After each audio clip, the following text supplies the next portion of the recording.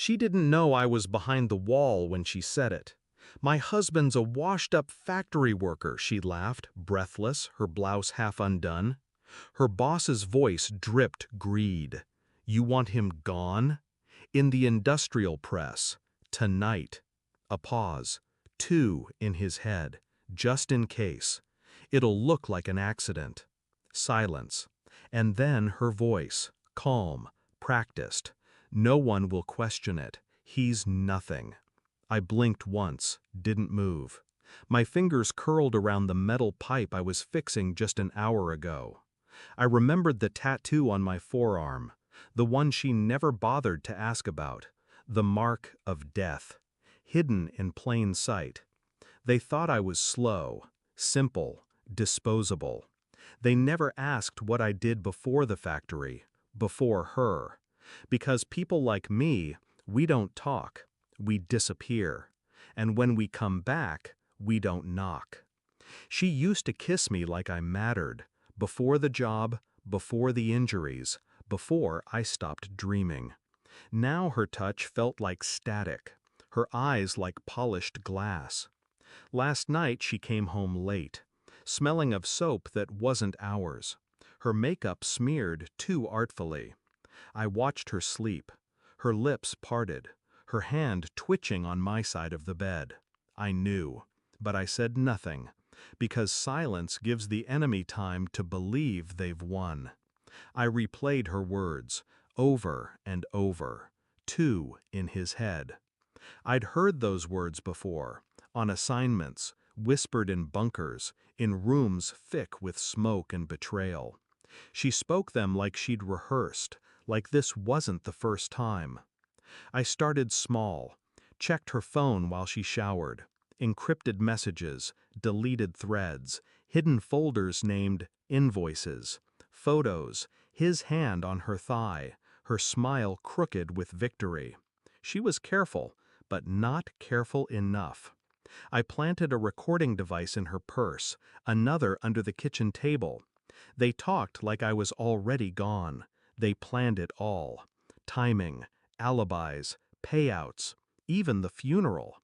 Closed casket, she'd said, easier that way.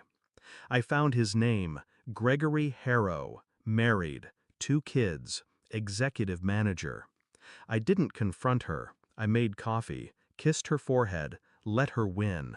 Because the longer she believed I was blind, the deeper she sank.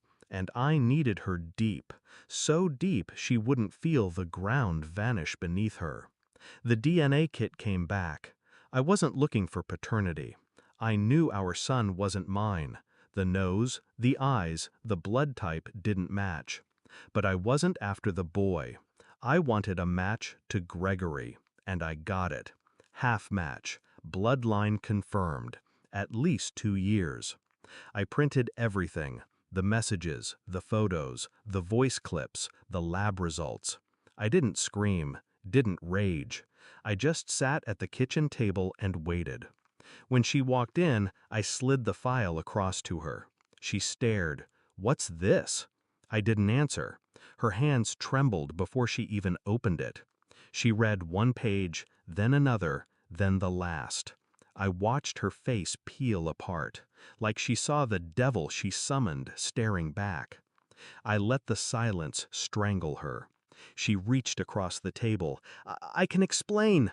I raised my hand once. She stopped. Then I spoke, low, controlled. "You wanted 2 in my head." Her face collapsed. "No, no, I didn't mean it." "You did." She backed away. "Please, I didn't know." I stood, rolled up my sleeve, let her see it. The tattoo. The serpent, coiled around a skull. The mark. Her knees gave. She hit the floor. "You were right about one thing," I said. I walked past her, through the door, down the hall, into Gregory's office. He was alone, typing, smug. He looked up, laughed. "Factory break room's the other way, buddy." I placed the manila envelope on his desk. He opened it, paled.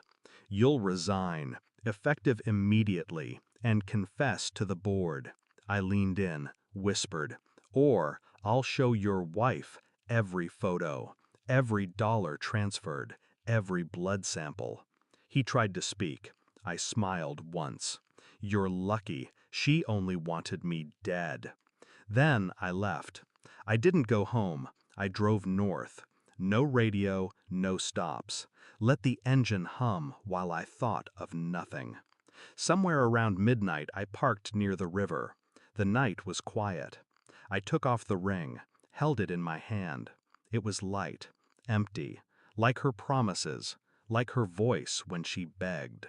I tossed it into the dark, watched it vanish beneath the water. Not a splash, not a sound, just gone. I didn't smile, didn't cry, just turned the key and disappeared into the fog. Some men break, some burn, and some of us, we bury the dead without digging graves and walk away whole.